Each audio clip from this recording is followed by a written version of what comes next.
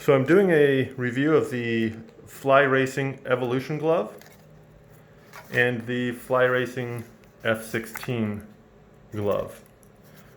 The Evolution is the high-end market. Retail price is 40 bucks, and this is actually last year 2019 model, I believe.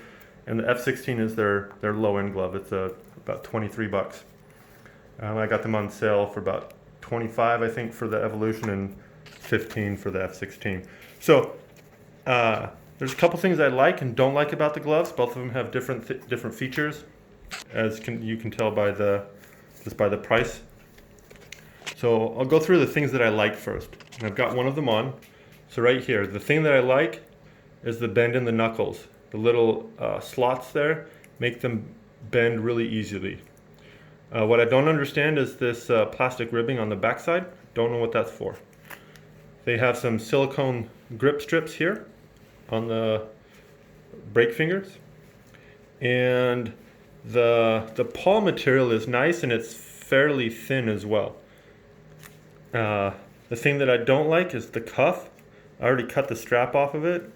The cuff is tight to get the glove on, and then it's fairly loose, as you can tell, with it like that. Now this is a size 13. This is a triple extra large. It's the best or the biggest they make. Now I'm going to go through some of the features I don't like about this one. This one, these pads right here are worthless. They don't really have any coverage. The pads right here, again, worthless. They're thin and they don't have that much coverage. And when I have my hand bent like this into a fist, like I'm writing, they don't really cover the parts that are likely to get hit, just the very tops. And that doesn't make sense. The glove looks good, it feels good, has a nice feel to it. Compared to the F-16, this orange one right here, this is the same size glove. This one is smaller. It's so tight that when I took it off, it pulled the ring finger sucked inside of it when I took it off. The other thing with this one, I like the grip. It's kind of, I don't know why they do these ornamental things just for show or whatever. I would rather err on functionality versus display. The palm here is different. It's really thick, and I don't like the thick pad here because you don't get a good feel on the bike. Honestly, that's why I bought riding gloves, actual motocross gloves. This one doesn't have the padding inside, and so you get a better feel on the bar. There's 2 layers of this fake leather that are really nice. So all in all, I actually preferred my Axo padlock that I got about 20 years ago. Same thing, you had really good feel on the bike. There wasn't a lot of padding here. I've worn off the grips, the silicone grips on my fingers. These were more function rather than show, and you can tell by the dual layer, but the silicone wears off really quick. Did have the same knock on them.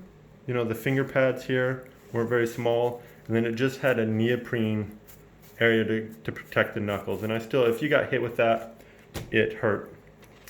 Now to compare to some gloves that actually are designed for function rather than looks, and they do actually have some wacky looks to them. But the HexArmor, this is the GGT5. Yeah, GGT5 mud glove from HexArmor. It is impact resistant, so these things actually cover the whole arm. I'll put one on here in a second. Not the whole arm, the whole back of the knuckle. So they cover the whole back of the knuckle, and even the top of the hand. So if something hits you on the top of the hand, it's not likely so much in motocross, and then all the fingers are protected as well, except for the right little bit in the joint there. Problem with these, and I think I could have gotten a size down, is that they're really thick in the palm. So if you're wanting to get a good grip on the handlebars, there's a lot of bunch, because there's a lot of material, because these are also puncture resistant. So if you get poked with some thorns or something, that's really what they're designed for, is puncture resistance. Those are really thick. They're hard to grab onto, but you're not going to feel rocks hit your hand. The ones I'm most likely to ride with are going to be, of course, the Evolutions, and then this HexArmor Rig Lizard. It's similar design to the other HexArmor that I had. I'll put it on here. Right now it's really stiff. This one definitely needs a break-in period. There's a lot of material in the palm, and it's extremely abrasion resistant. I probably could have gone with a smaller glove on this as well. The palm on here is a little bit big, but the fingers are tight.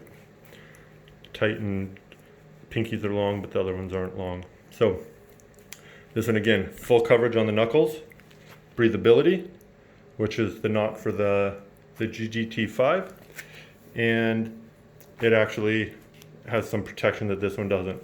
Problem is the grip again. You're going to probably get arm pump from how thick the bottom is.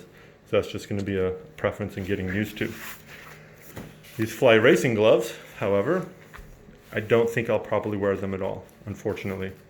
The padding here is too thick, so it suffers the same problem as the palm in here without actually having the grip. This is a very grippy material right here.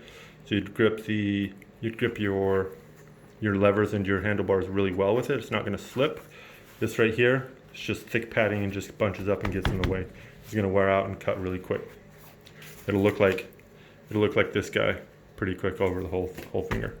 This is a nice glove. I wish they had some more functionality versus visual appeal in regards to the knuckles and the fingers there. This is a really nice all-around glove if you want to do general working in the yard.